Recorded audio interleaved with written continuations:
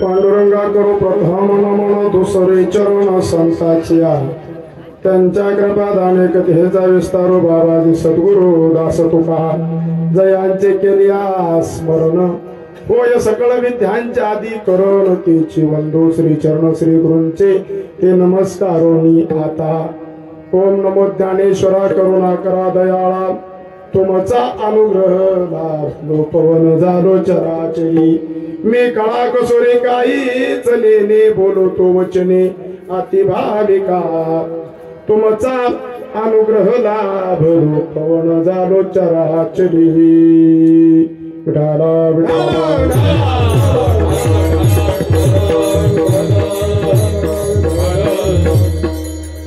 जोडोनिया धन उत्तम व्यवहारे जोडोनिया धन उत्तम व्यवहारे उदास विचारे वेच करी उत्तमची गती तो एक पावेल उत्तम होईल जीवखानी प्रस्तुत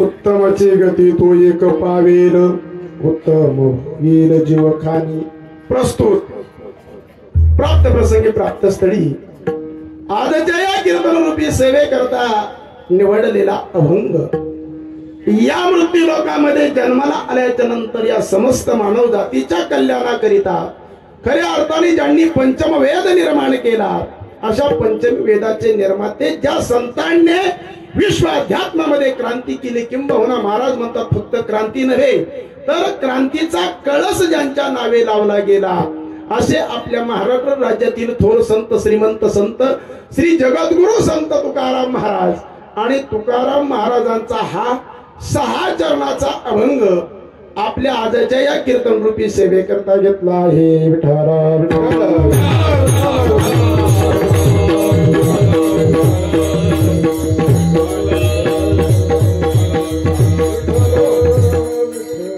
सेवेला आता सेवा कशाच्या निमित्तानं हे तुम्हाला सर्वांना माहितीच हो पण तरी सुद्धा वक्त्याचं आद्य कर्तव्य या नात्यानं परिहार तो अत्यंत महत्वाचा आहे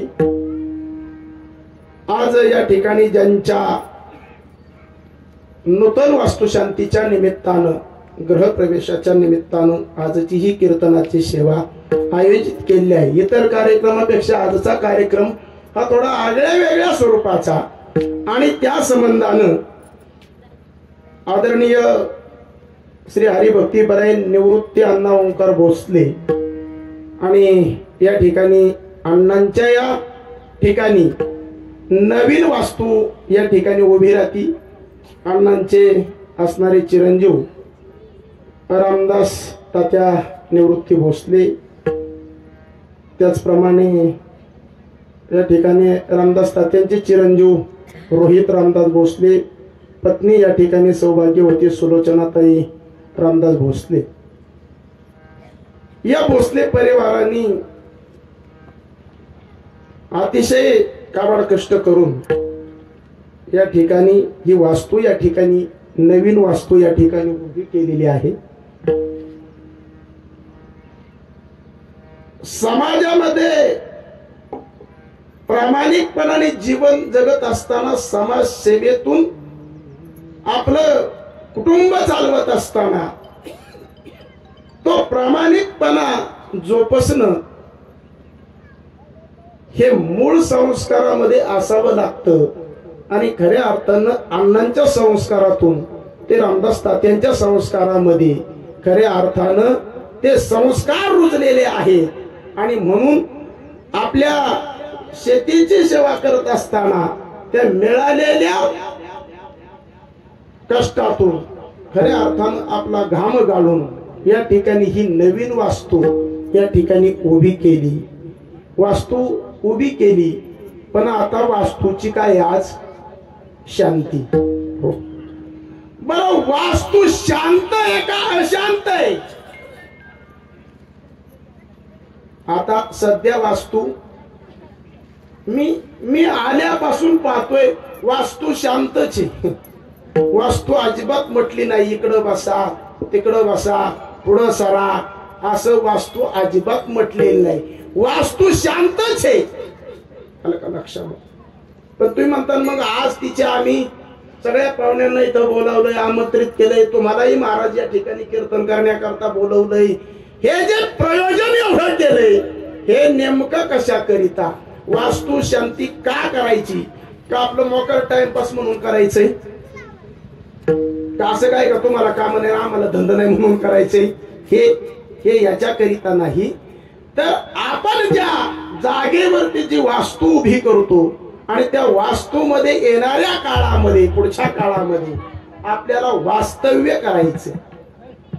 मग ज्या भूमीवरती खऱ्या अर्थानं जी वास्तू उभी आहे, आता ती दोषमुक्त आहे का दोषयुक्त आहे हे आपल्याला कोणालाही माहित नाही. का माहिती आहे का? ज्या भूमीवरती जी वास्तू उभी आहे ही दोषमुक्त आहे का दोषयुक्त आहे? ही वास्तू ज्या भूमीवरती, भूमी दोषयुक्त आहे का दोषमुक्त आहे? काय आपल्याला त्याबद्दलच ज्ञान नाही. ती दोषयुक्तही असेल किंवा दोषमुक्तही असेल, असो नसो, पण कदाचित जर ती दोषयुक्त असेल तर वास्तव्य करणाऱ्यांना तो त्रास आहे आणि तो होऊ नाही याकरिता ती असणारी भूमी आता ही दोषमुक्त झाली पाहिजे. हो. आणि जगाच्या पाठीवरती असा कोणताच दोष नाही तो हरिनामाच्या पुढे तग धरू शकतो. ज्ञानोबारायांनी हरिपाठामध्ये त्याचं सुंदर वर्णन केले. पहा काय वर्णन केलं? हरि उच्चारणी मंत्र पै आघाद पळे भूत भागा भूत भागा बेनते पळे भूत भागा बेनते हरि उच्चारण मंत्र पै आघाद. चला चला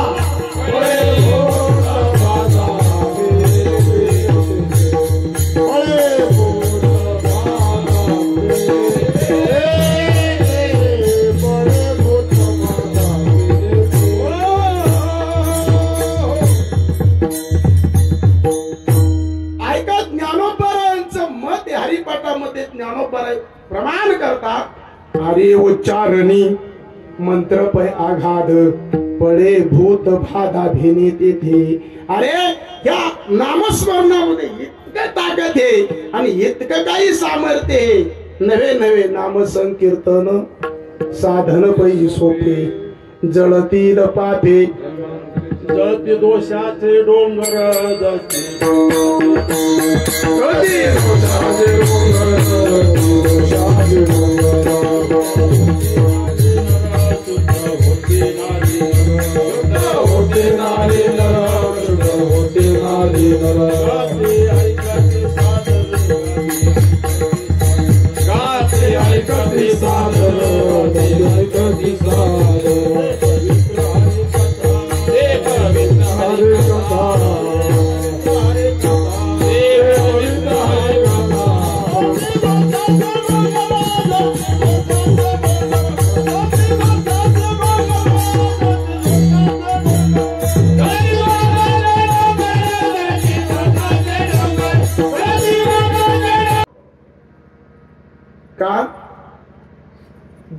जोपर्यंत आपण आहे तोपर्यंत आपण मी आणि माझ्यातच गुंतलेलो आहे. याच्याही पलीकडे जाऊन संत परमार्थ सांगतात. परमार्थ महादान जोडी देवाचे चरण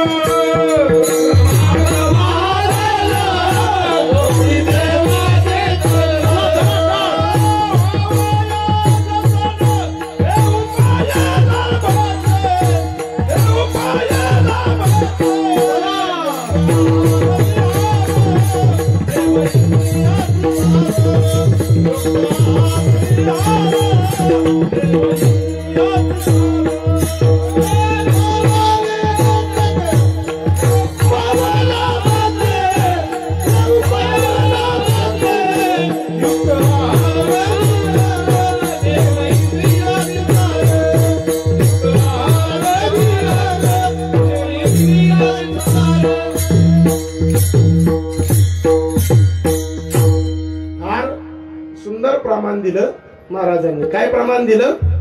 परमार्थ महाधन जोडी देवाचे चरण व्हावया जतन याची उपाय लाभाचे. काय सांगितलंय आम्हाला? ग्रस्त आश्रमी जीवन जगणाऱ्या माणसाला नियम आहेत.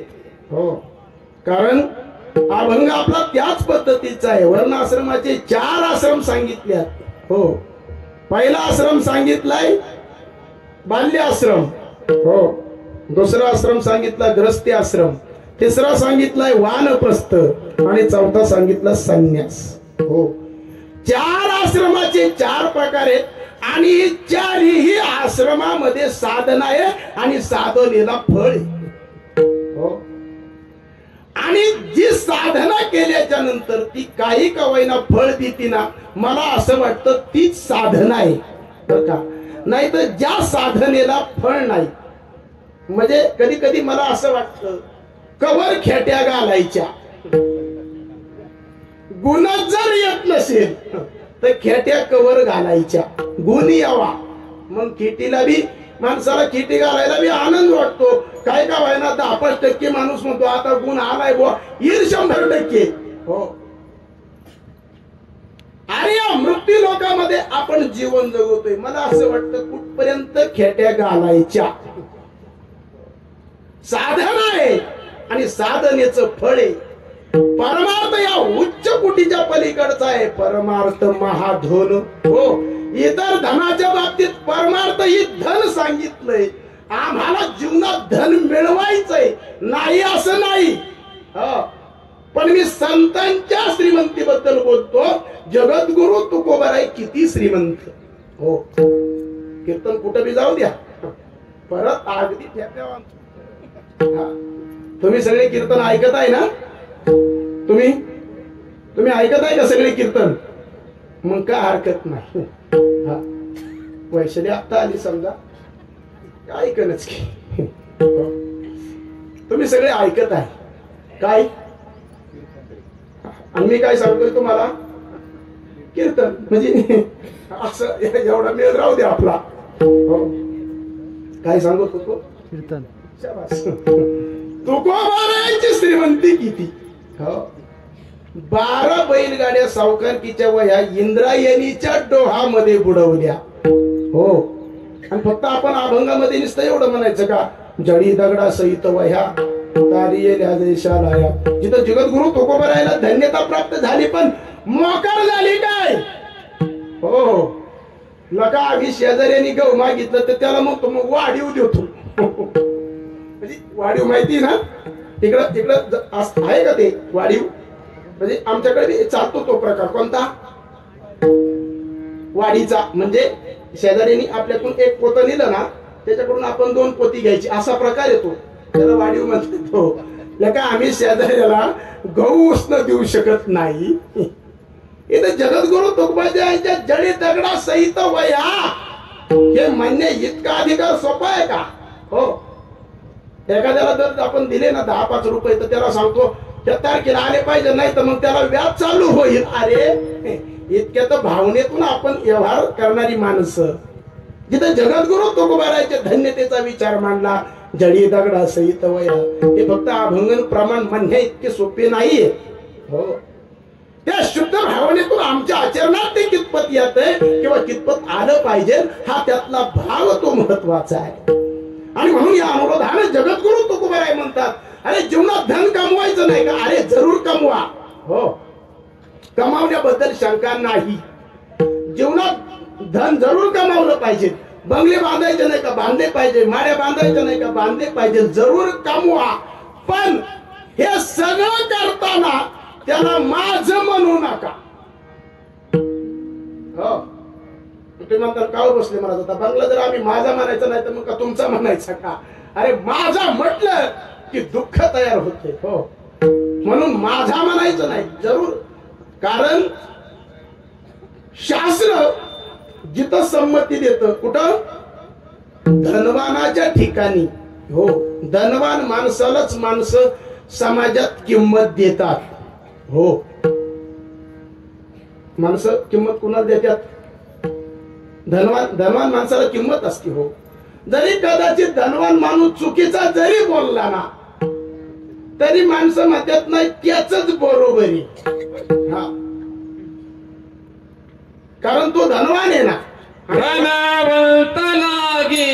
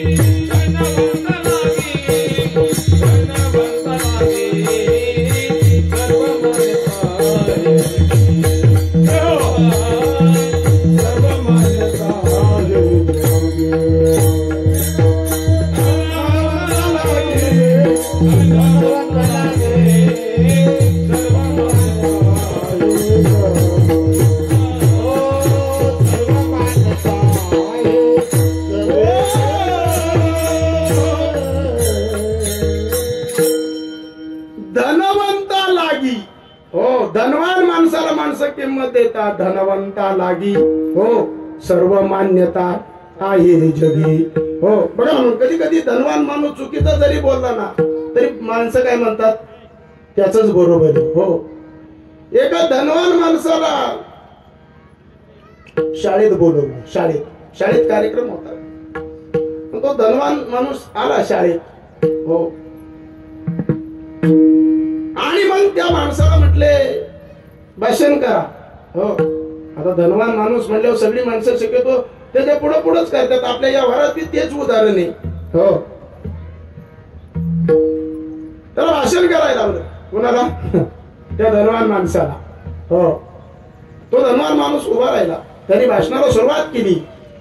भाषणाला सुरुवात करताना त्यानं सांगितलं मुलांनो म्हटले आज काय आहे 26 जानेवारी. हो आणि आज 26 जानेवारी काय आहे हे तुम्हाला माहिती आहे का? आज 26 जानेवारी काय आहे? कारण काल 25 जानेवारी होती ना म्हणून आज 26 जानेवारी. मला सांगा हे लका हे काही हे 26 जानेवारीचं भाषण होईल का? हा काल 25 होती म्हणून आज 26 म्हणून उद्या 27 नाही टाका टाकावं. हा पण धनवान माणूस असल्यामुळं माणसं म्हटली नाही तुमचंच बरोबर आहे. आता ज्या अर्थी तो बोलला आता तो चुकीचं नाही बोलला.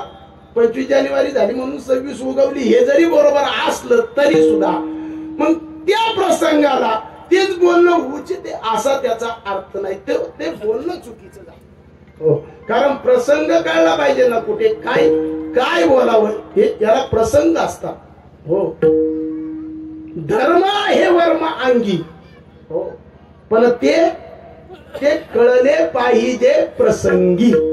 हो ते त्या प्रसंगाला कळलं पाहिजे कुठे काय प्रसंगाने बोलावं.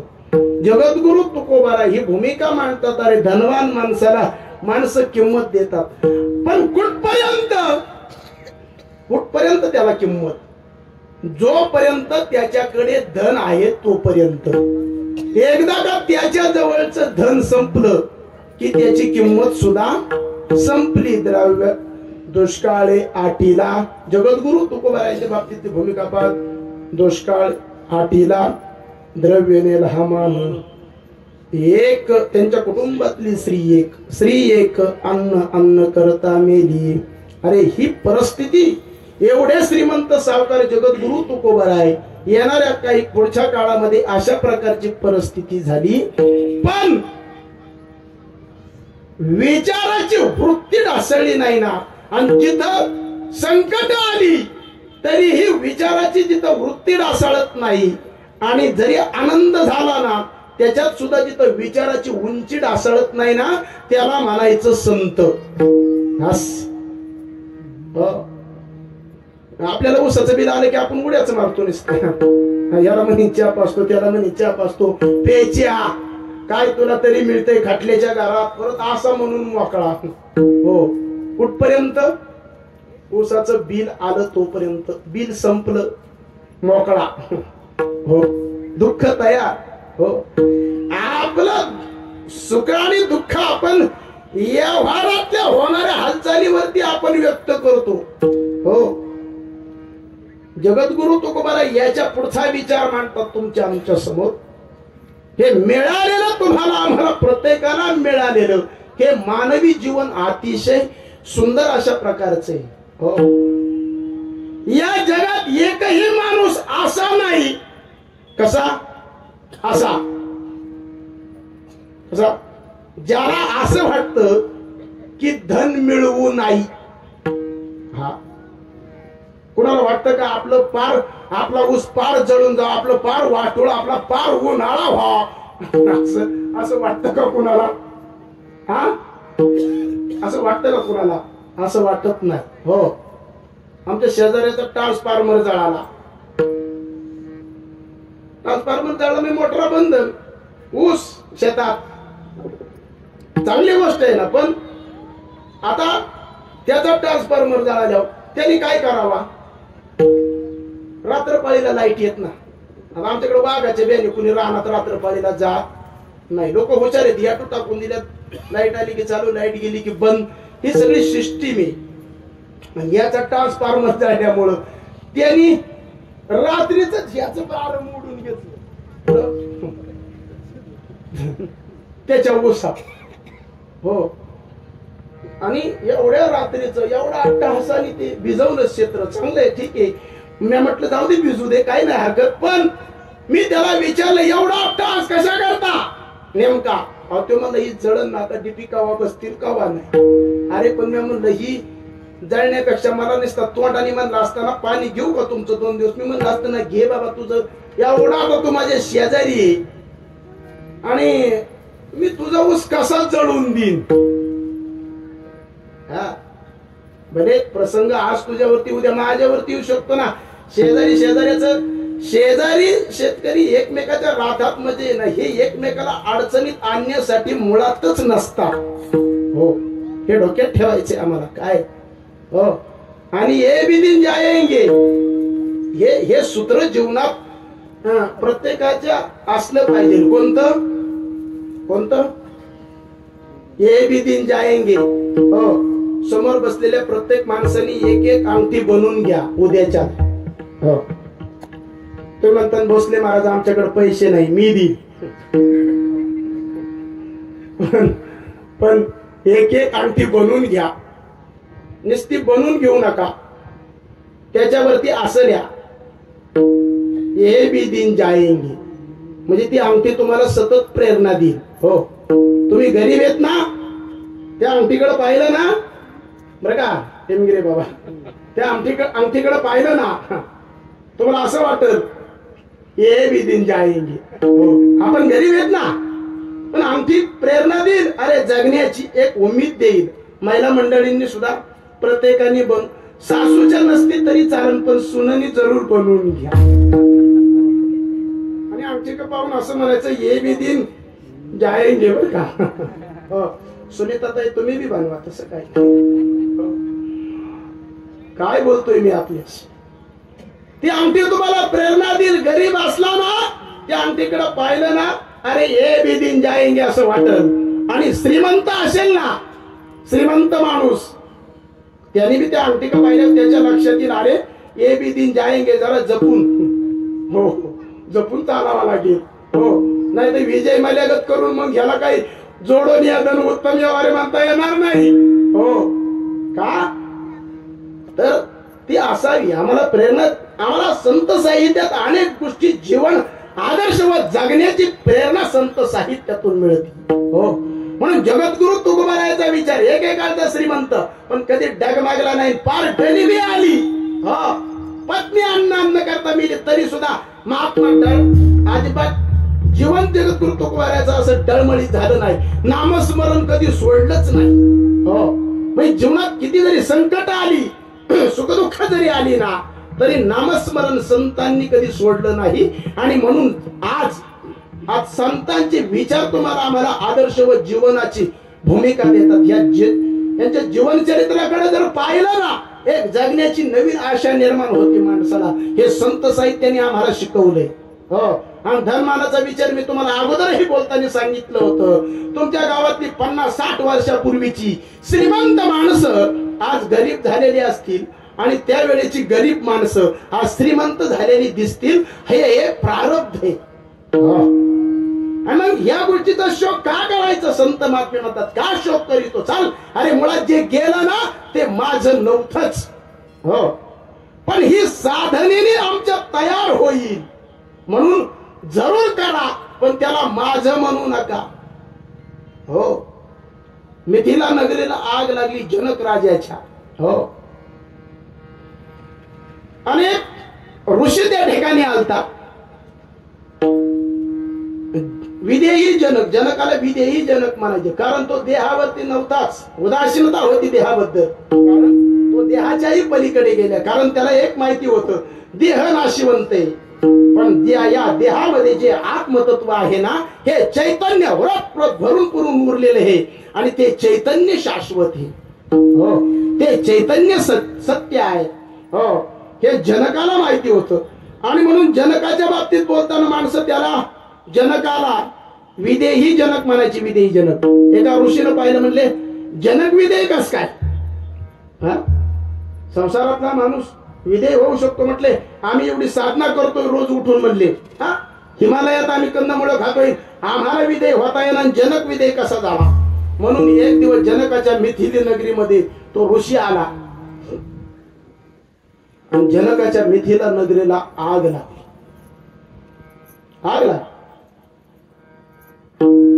जनका संग चर्चा करणारा ऋषी कोणी आहे? हो जी शास्त्रास्त्रांनी धरली जात नाही, मारली जात नाही, जळत नाही, भिजत नाही, काहीही जिला होत नाही ना, ती शाश्वत वस्तू, ती माझी आहे. संत महात्मे म्हणतात ती वस्तू कोणती? ओ देव माझा मी देवाचा, देव माझा मी देवाचा,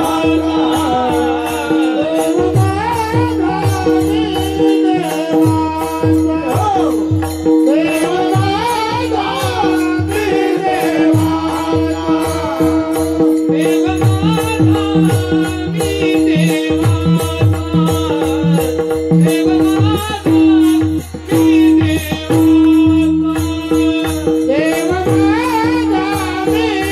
देवाचा, देव माझा मी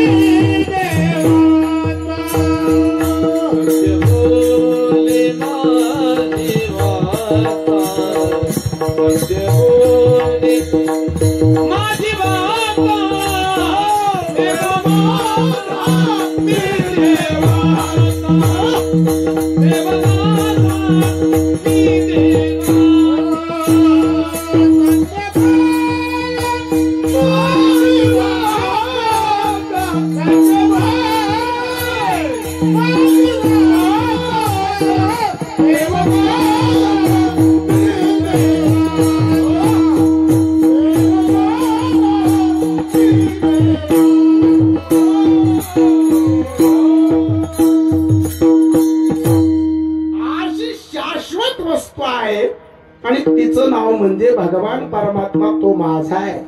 हो जीवनात माझच म्हणायचंय ना, तो महाराज म्हणतात की अरे अशा वस्तूला माझं म्हणा, देवाला माझं म्हणा.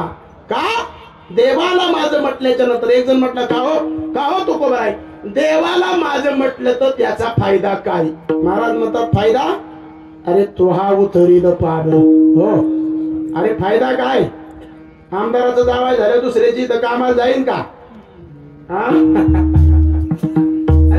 फायदा आहे ना, मोठ्याच्या संगतीत फायदाची, चांगल्याच्या संगतीत गेल्यावर फायदाचे.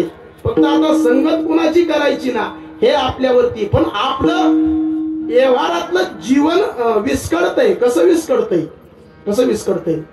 आपण व्यवहारामध्ये पाहताना आपल्यापेक्षा उंच माणसाकडे पाहतो ना म्हणून दुःख होतंय, आणि परमार्थात पाहताना छोट्या माणसाकडे पाहतो ना म्हणून दुःख तयार आहे. उलट झालंय आपलं. मग कधी बी ना व्यवहारामध्ये पाहताना बारक्या माणसाकडे पाहायचं आणि परमार्थामध्ये पाहताना जरा थोडं उंच माणसाकडे पाहायचं, दुःख होणार नाही. याचं कारण आहे का, आता आपण शेजाऱ्याच्या बंगल्याकडे पाहिलं ना मग त्याला दुःख होतं ना, अरे माझा बंगला कधी होईल, दुःख त्याला लगेच त्याचा इकडं पाया पुतला तरी इकडं दुःख तयार आहे. हा मग तू एक कर ना, तू शेजाऱ्याचा बंगला होतोय ना त्याच्याकडे पाहूच नको. तुझ्या शेजारी ऊस टोळीवाल्याचं झोपडं आहे ना ते पा, आणि ते जर पाहिलं ना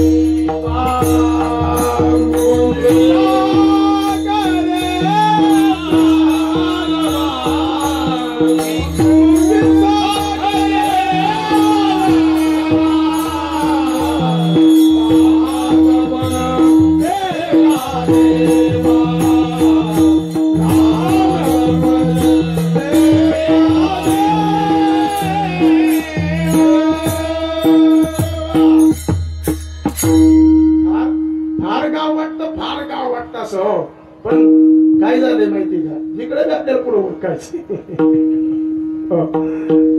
काय सांगत होतो मी आपल्याला, कीर्तन. शाबास. आणि तुम्ही सगळे कीर्तन ऐकत आहे ना, मग का हरकत नाही. चला, ऊस टोळीवाल्याचं झोपडं पाहिलं ना पत्र्यात राहणाऱ्याला वाटन ना मग आनंद वाटन का दुःख होईल, मग त्याला दुःख होणार नाही. मग व्यवहारामध्ये पाहताना आपल्यापेक्षा कमी उंचीच्या, म्हणजे उंचीने नाही म्हणत आम्ही, व्यावहारिक दृष्ट्या कमी उंचीच्या माणसाकडे पाहायचं. म्हणजे किंबहुना आपण रस्त्यानं चाललोय, पायी चाललोय, आपल्या शेजारून जर एखादा गाडीवरती जर गेला, हो जर 4 चाकी गाडीत गेला, आपल्याला आनंद होईल का हो? आपण पायी चाललो, तो गाडीत असल्यावर आपल्याला आनंद होईल का? आपल्याला लगेच दुःख होईल. हो, पण कुठेतरी माझं म्हणण्याची जर भूमिका असेल ना, दुःख होणार नाही. हो, आता आमच्या शितोळे दाजींकडे फॉर्च्युनर गाडी, हो गेलो आम्ही 2 दिवस तिच्यात फिरायला, आणि आता त्यांच्या फॉर्च्युनर शेजारी माझी वॅगनर उभी केली. आता त्यांची फॉर्च्युनर पाहिले, वॅगनर वाल्याला दुःख व्हावा का आनंद व्हावा? नाही, नेमकं काय व्हावा? हा, पण दुःख व्हायचं काही कारण नाही ना. विचार माझा असा आला, गाडी माझी जरी नसली ना तरी गाडी माझ्या दाजीची आहे, हा विचार आहे. अरे माझं म्हणायला शिका. मग ठीक आहे, उंचीच्या बाबतीत बोलताना आता आनंद कसा वाटेल? आपण पायी चाललो, एखादा गाडीवर गेला, अरे तुम्ही गाडीवाल्याकडे पाहू नका, तुमच्याही शेजारी एक माणूस दुसराही पायी चाललाय, किंबहुना चालताना तुमच्या पायात चप्पल आहे आणि त्याच्या पायात चप्पल नाही, दुःख होईल? दुःख होणार नाही. मनात विचार येईल, अरे किमान आपल्या पायात चप्पल आहे, बिचाऱ्याच्या पायात चप्पल सुद्धा नाही. हो, म्हणून पाहताना व्यावहारिक दृष्ट्या कमी उंचीच्या माणसाकडे आणि आध्यात्मिक दृष्ट्या पाहताना जरा उंच माणसाकडे पाहायचं. पण माणसं तसं नाही करीत. एखाद्याने श्रावणात माळ घातली, भाद्रपदात काढली ना, लोक आमच्याकडे येतात, बघा काढली ना माळ, तो तुमचा त्या आमचा विचारा लगेच. हा, कोण? अमुक घातली होती, काढली. अरे मग तुला एवढा आनंद व्हायचं कारण काय? काढू दे, त्यांनी काढली. मी म्हटलं अरे बाबा ठीक आहे, काढू दे, त्यांनी काढली, पण आमच्याकडे पहा ना, आम्ही ठेवली. आम्ही कीर्तन करतो, प्रवचन करतो, आमच्याकडे पाहणा तुमचा म्हणजे धंदा. काय काय सांगायचं काय तिथं? हा मग पण पाहताना उंच माणसाकडे पाहिलं पाहिजे. जीवन आदर्शवत आपल्याला बनवायचे आमचं जीवन. हो संत ह्या विचारातून तुमच्या आम्हाला शाश्वत सुखाची गरज आहे प्रत्येकाला. हो आत्यंतिक दुःखाची निवृत्ती आणि परमानंद शाश्वत सुखाची प्राप्ती ही प्रत्येकाचीच अपेक्षा आहे. हो किती अपेक्षा, किती किती किती असावा अपेक्षा. हो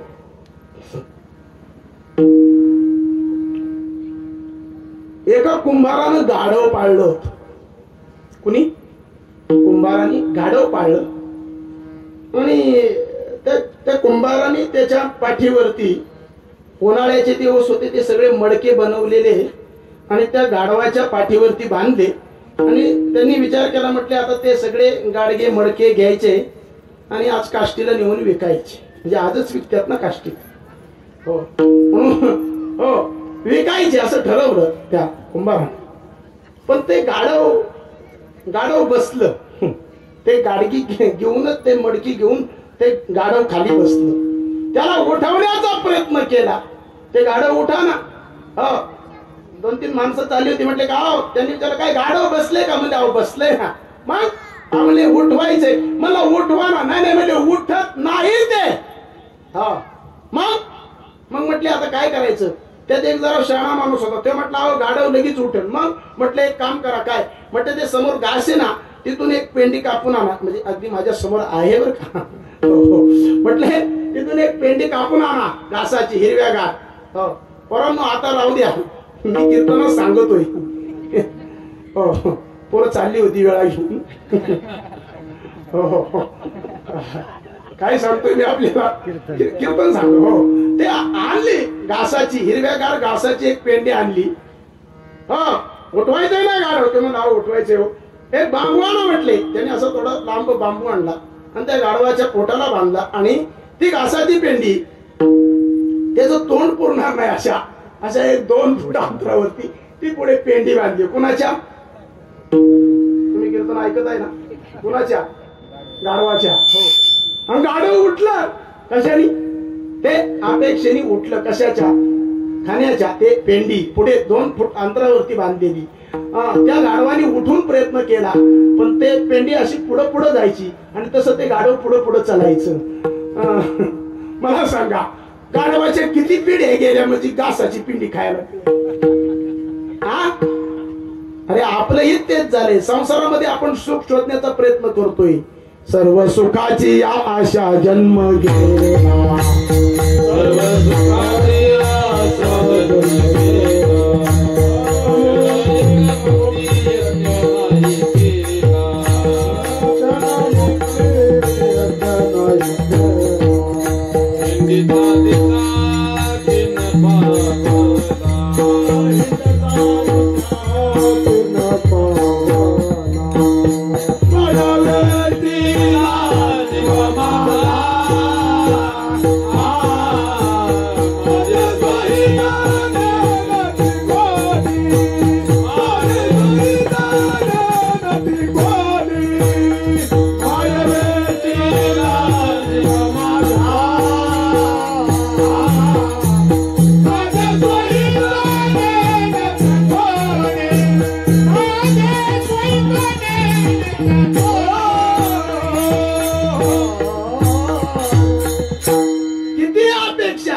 किती अपेक्षा आहे सुखाची. सर्व सुखाची या आशा जन्म गेला. महाराज म्हटले अरे बाबा तरी ते चिरंतन आणि शाश्वत सुख तुम्हाला प्राप्त होणार नाही. सुख प्राप्त व्हावं असं वाटतं ना मग सुख वशेत ये ठाई. कुठे? अरे बहुपायी संताची. आणि एकदा का तुम्ही संतांच्या संगतीत जाताल महाराज म्हणतात अरे तुम्ही मुक्त व्हाल. मुक्त सामान्य भूमिका आहे का मुक्त होण्याची? हो चांगल्यांना मुक्त होता येत नाही. तो अधिकार चला परम तत्वाने तुम्हाला आम्हाला तो मिळाला. मानवाचा जन्म मिळाला ही भाग्याची गोष्ट आहे. हो पशु पक्ष्यांच्या जीवन व्यवस्थेचा थोडासा विचार कधीतरी चालताना मनामध्ये आणा की पशु काय बाप पुण्य जानती उत्तम मध्यम भोग भोगती. अरे बाबा, पशु पक्ष्यांच्या ठिकाणी परमार्थिक ज्ञानाची सत्ता अभिप्रेत नाही, ती सत्ता फक्त मनुष्य प्राण्याच्या ठिकाणी अभिप्रेत केली. हो, म्हणून मनुष्य प्राणी मोक्ष सुखाचा अधिकारी सांगितला आणि त्याला चिरंतन शाश्वत सुखाची प्राप्ती. हो, बरं, जिथं दुःखाची निवृत्ती आहे तिथं सुखाची प्राप्ती आपोआपच. जसं जसं किंबहुना अंधाऱ्या खोलीमध्ये बल्ब लावला, काय केलं? बल्ब लावला, काय होईल? काय होईल? खोलीतला अंधार नाहीसा होईल, अंधार निघून जाईल. हो, खोली प्रकाशमान होईल, अंधार निघून जाईल. आणि खोलीतला बल्ब काढला, लगेच अंधार येईल. मग आता येईल म्हणजे तो येण्याकरता आणि तो गेलेला असावा. मला सांगा, बल्ब लावल्याच्या नंतर अंधार जातो का? अंधार जातो नाही, म्हणजे जात नाही, मग दिसत नाही ना. अरे दिसन कसा? तो त्या प्रकाशापुढे तो अंधार, जोपर्यंत प्रकाशाची छाया आहे तोपर्यंत का होईना, पण तो अंधारच प्रकाशमान झाला. हो, अंधारच लुप्त झाला त्याच्या पुढे. बल्ब काढल्याच्या नंतर त्यांनी त्याचं रूप लगेच दाखवलंच की पुढे हजरच येतो. हो, कारण मग ज्ञानही तशाच प्रकारचं आहे. हो, आम्हाला जिथं दुःखाची निवृत्ती सांगितली, अत्यंतिक दुःखाची निवृत्ती, तिथं परमानंद शाश्वत सुखाची प्राप्ती आपोआप. हो, आणि अत्यंतिक दुःखाची निवृत्ती म्हणजे काय? काय तर रोग्यासह रोगाची निवृत्ती. हो, एक उदाहरण मांडलं तुमच्या लक्षात येईल. रोग्यासह रोगाची निवृत्ती. हो, एका माणसाला रोग झाला. आता झाल्याच्या नंतर तो वैद्याकडे गेला. पूर्वी रोगाचं निदान करण्याकरता वैद्य असायचे. वैद्य, डॉक्टर हा विषयच नव्हता. पूर्वी वैद्य असायचे. आणि तो वैद्याकडे गेल्याच्या नंतर वैद्यानं त्याचा असा हात हातात घेतला आणि पाहिलं. म्हटलं तुमचा आजार फार सोपा आहे. ते मला फार बरं झालं. काय झाले तुमचे? फार आजार फार सोपा आहे. म्हटलं पुढे औषध?